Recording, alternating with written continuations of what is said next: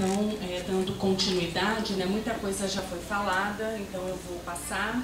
E é bom saber que estamos também em sintonia nessa apresentação. Só para complementar, né, eu trabalho em hospital e você estava falando do acesso facilitado, né? Então, uma preocupação grande dentro dos hospitais é o controle de medicação, né? Porque o médico, o enfermeiro, ele tem acesso ali livre. E hoje já se sabe que o suicídio em médicos é muito alto, né? Então, é muito importante realmente dificultar o acesso, né? Então, bom... Falando, né, um pouco também, continuando a questão, reforçando a importância da prevenção, né, ela falou assim de várias possibilidades de se prevenir. Uma delas é falar sobre, é conversar, buscar ajuda, mas prevenção não significa previsão, né? Então é muito difícil a gente prevenir, não significa prever. Então, essa acho que é uma grande angústia, né, assim, do profissional de saúde, né?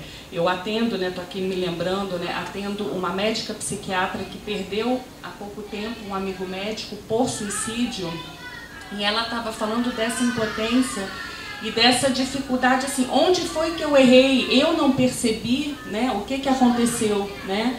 Então, assim, como é difícil, né, a gente poder prever, evitar, né? Mas é nosso papel oferecer as possibilidades e favorecer o acolhimento ao sofrimento existencial por meio da informação, da precaução e do acolhimento.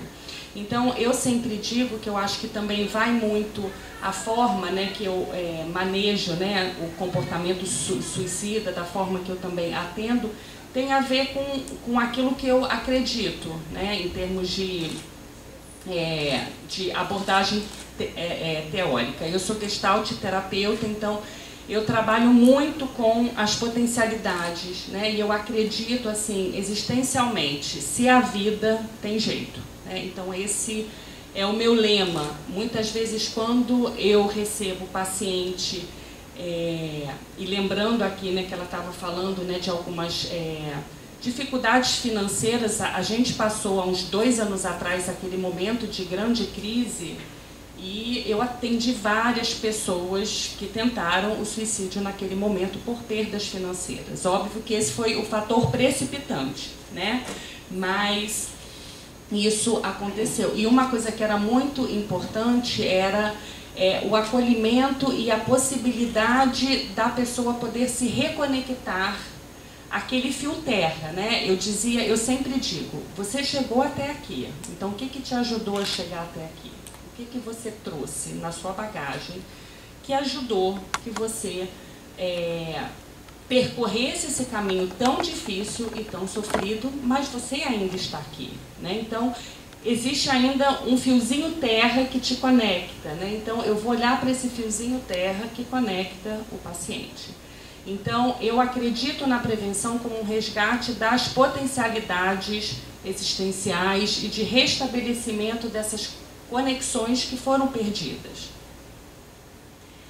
Muito importante a gente reforçar que não existe uma única causa, né, para o suicídio. Ele é um fenômeno complexo e muitas vezes, por uma angústia, a gente busca encontrar uma resposta simplista, né? E isso dificulta muito a questão da prevenção e da pós-venção.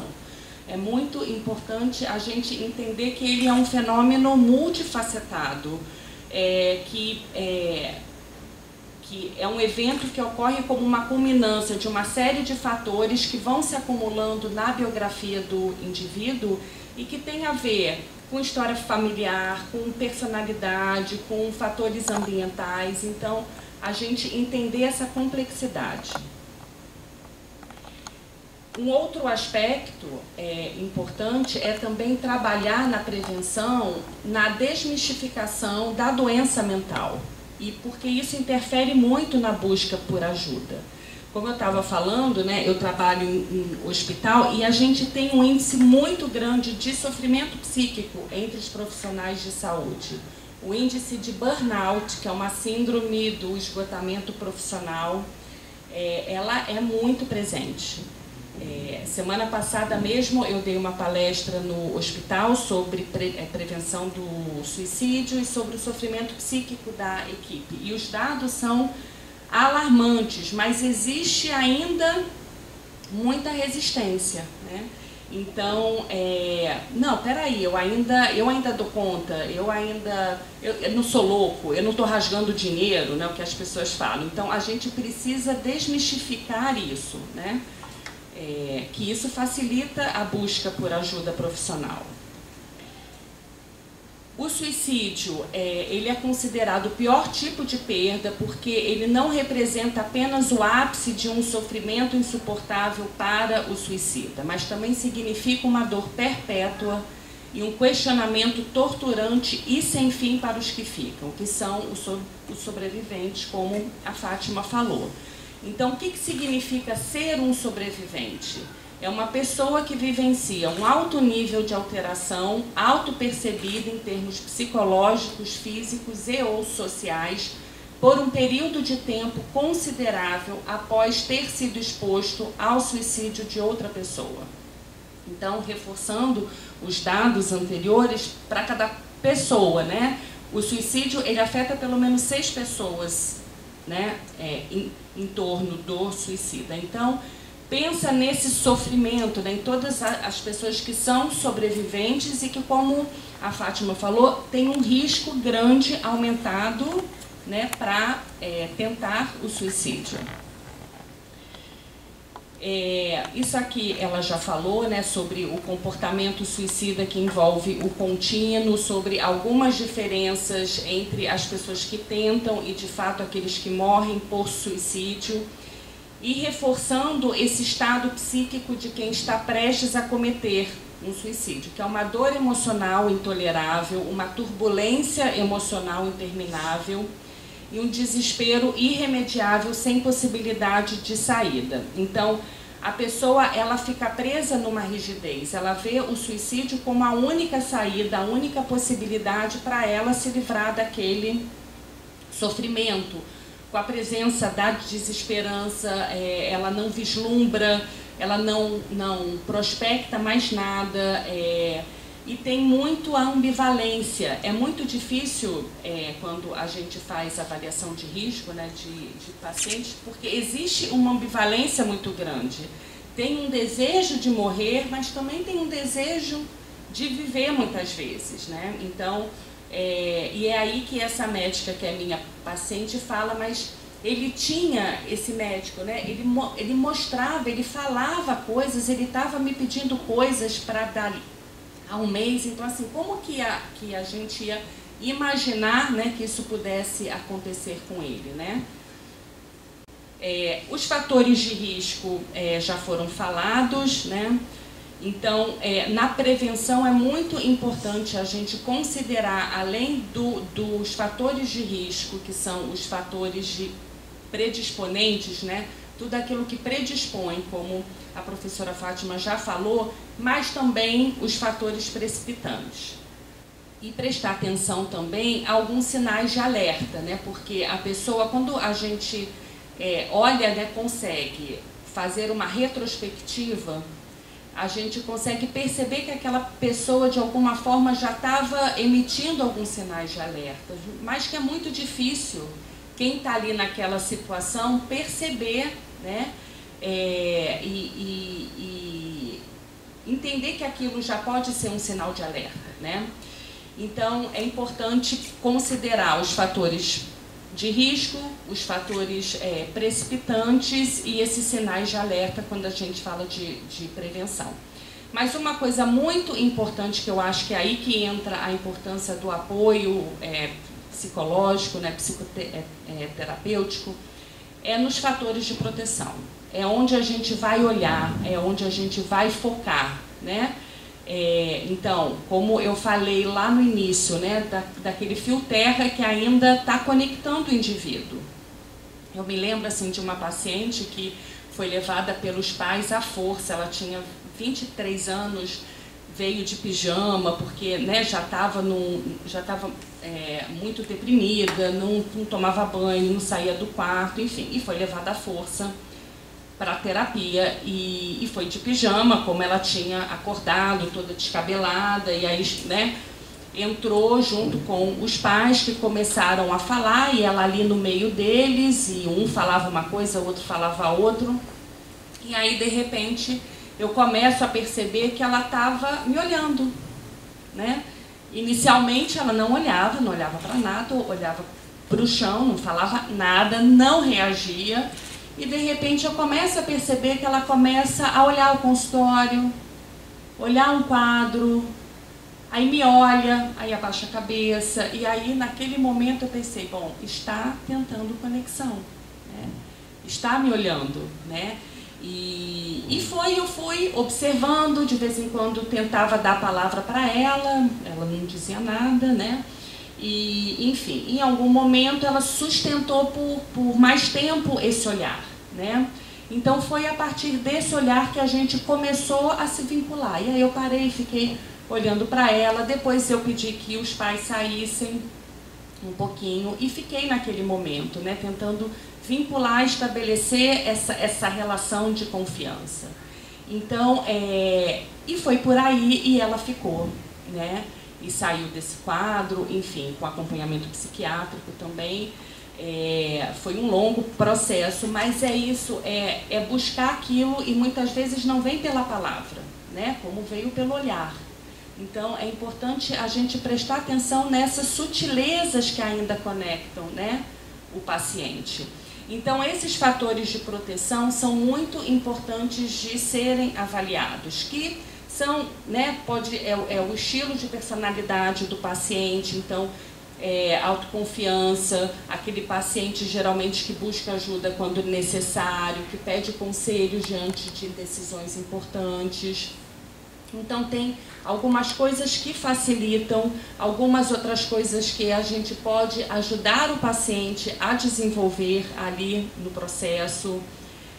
A questão do laço social é uma coisa muito importante de ser restabelecida, porque o isolamento realmente ele é um fator de risco muito importante. Então, é importante você, junto ali com o paciente, perceber o que é importante para ele, afetivamente, né? Tinha uma paciente que falava que era o gato.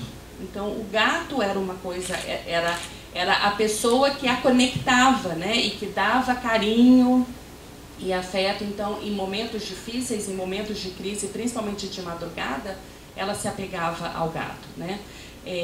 Então, a gente poder reforçar esses fatores de proteção, né, junto com o paciente, que são os fatores de resiliência. Muito importante também sempre a gente considerar a família, ver quem é o familiar âncora, quem é o apoio social desse paciente. Numa crise, manter esse paciente sob vigilância, ter uma escuta sem julgamentos, uma escuta empática. Isso é uma coisa fundamental, né? Porque ela estava falando anteriormente da questão que muitas vezes a tentativa, né, de suicídio ela é desvalorizada. Eu escuto muito isso. Se quisesse se matar mesmo, não ia tomar Tilenol, né? Então não quer se matar. Não, né? A gente tem que acreditar, sim, que de alguma forma aquilo foi uma tentativa, né? Pode não ter acontecido daquela vez, mas que em algum momento isso vai acontecer, né? Então, é importante a gente ser empático, escutar que sofrimento é esse, né? Pode ser para mim ou para quem está acolhendo um sofrimento suportável, mas que para aquela pessoa tem alguma coisa de um excesso para o qual ela não está dando conta. Então, é isso que a gente precisa cuidar. Então, respeito, disponibilidade, né? E a disponibilidade, ela não representa a garantia para salvar vidas. No entanto, demonstrar para qualquer um que ele é compreendido como outro diferente e que faz diferença. O toque acontece somente entre humanos e, dessa maneira, a disponibilidade afetiva quanto ao cuidado pode oferecer a sensação de alívio para a solidão existencial e um acalanto para o desespero. né? Então, agora, para ir fechando, eu vou falar também um pouco sobre a pós-venção. A pós-venção foi um termo criado pelo Schneidman, que define toda e qualquer atividade que ocorre depois do suicídio, visando atenuar o seu impacto. Então, você pode fazer a pós-venção com um paciente que tentou o suicídio ou com um sobrevivente do suicídio, um familiar, uma pessoa próxima, né? E ter esse cuidado alivia muito o sofrimento, previne o aparecimento, por exemplo, do luto complicado, do transtorno do estresse pós-traumático e principalmente diminui o risco de suicídio nos enlutados por suicídios, né? Então, é muito importante a gente acolher esse grupo de sobreviventes, principalmente, porque geralmente há uma pressão social e uma tentativa de responsabilização, né? Por exemplo, com algumas perguntas: você não percebeu nenhum sinal? Como assim vocês não viram? Né? Por que vocês não fizeram nada? São algumas perguntas que são dirigidas aos familiares, né? E que reforçam essa responsabilização. Então, são muitos fatores que podem interferir nesse processo do luto. E esse foi um estudo feito por uma das maiores especialistas em suicídio, que é a Karina Fukumitsu. Ela é uma psicóloga paulista. Ela acabou agora o pós-doutorado, onde ela estudou de forma específica o processo de luto frente ao suicídio. E eu trouxe aqui alguns dados que são importantes, né, que ficam ecoando nesses sobreviventes. Por exemplo, a questão da ausência presente, da presença ausente, né? Isso é uma coisa que fica muito presente em sobreviventes, porque se a gente pensar, como a professora Fátima trouxe, né, que existem muitas doenças que causam, né, que levam ao suicídio, essas pessoas já estavam muito adoecidas e já não estavam presentes fisicamente, né? Então, é isso que essa categoria fala, né? Dessa ausência quando a pessoa ainda estava presente e agora que ela não está mais presente, ela é uma ausência. Esse desconhecimento e essa busca por entender, né, quem foi, por exemplo, esse pai, quem foi essa mãe, quem foi esse filho que se matou. Principalmente no caso de filhos, existe uma preocupação, né, assim, será que eu posso, será que isso vai acontecer comigo? Será que existe uma parte sua, né, de quem se matou em mim? Então, são perguntas que ficam ecoando, né? A questão da transmissão psíquica também, né? Por exemplo, quando ela traz aqui da família do Getúlio Vargas, né? Várias gerações, então, o suicídio como uma forma de transmissão psíquica geracional e o medo. Inicialmente, a Patrícia estava comentando daquilo que não é dito e que vira uma maldição, né? Então, muitas vezes, o suicídio ele vira um tabu, vira um segredo, né? E vira uma maldição, né, em algumas famílias. Então, esse alívio também, que gera também ambivalência. O calar quando o falar seria importante. Então, esse estigma do suicídio é percebido no silêncio e no isolamento do sobrevivente para evitar constrangimentos, né? Então, a pessoa não fala porque tem medo desse julgamento. E as possibilidades, né? Os sobreviventes também nesse estudo trouxeram muitas possibilidades e como eles foram também encontrando os seus fatores de proteção e os seus fatores de resiliência. Então, a melhor maneira de acolher o sofrimento provocado pelo suicídio deve derivar do próprio enlutado, que tem o direito de viver o processo do luto a seu modo e conforme o tempo que for necessário. Então, sempre respeitar o tempo de cada um e a forma de cada um. Então, a possibilidade, né, como o estudo mostrou, de uma reconciliação com a sua própria história e a possibilidade de você viver uma nova história a partir do final de vida de uma outra pessoa. E como acolhimento, que acho que é uma coisa importante para quem passa por esse processo, né? Já falei da escuta empática, facilitar a expressão de sentimentos silenciados, então você ali oferecer sustentação emocional para que venha os sentimentos, para que venha a dor, né? Para que venha a raiva. Promover educação a respeito de possíveis reações, corrigindo conceitos equivocados, fazendo conexões que o paciente possa não ter percebido. Os grupos de apoio, que são fundamentais, e existem alguns aqui no Rio de Janeiro, o CVV oferece, tem uma outra psicóloga que oferece grupo em Copacabana, acho que é a última segunda-feira do mês, depois eu posso passar o contato. E cuidar desses fatores de proteção, né? A religiosidade é um fator de proteção muito importante, o apoio profissional, a arte, o compartilhar, enfim, né? Descobrir ali na criatividade os recursos de enfrentamento. Ok? Então, queria agradecer essa partilha e essa escuta. Muito obrigada.